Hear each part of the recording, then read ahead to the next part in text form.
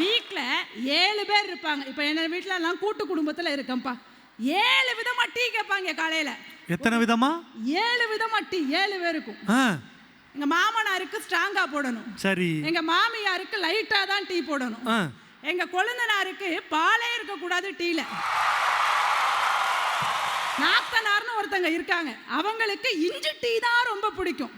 என் வீட்டுக்காருக்கு lemon tea தான் ரொம்ப பிடிக்கும். என் புள்ளைக்கு சீனி தூக்கலா போட்ட டீ தான் ரொம்ப பிடிக்கும். இப்படி பொண்டாட்டியா இருக்கிறதுனால 7 டீ கேட்டா கூட டீ செஞ்சு அசத்தக்கூடிய வித்தை பெண்கள் எங்களுக்கு தானங்க இருக்கு.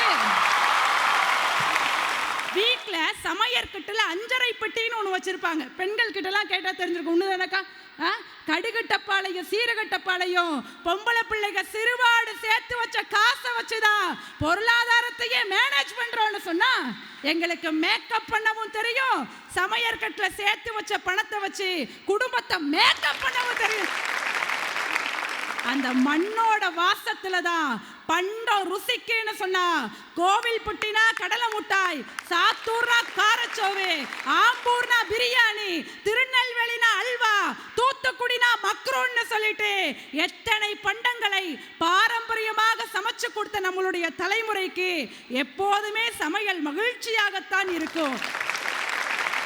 வரக்கூடியவர்களுக்கெல்லாம் வாரி வாரி சமையலை வழங்கிய தமிழர்களுக்கு எப்போதும் சமையல் மகிழ்ச்சியே.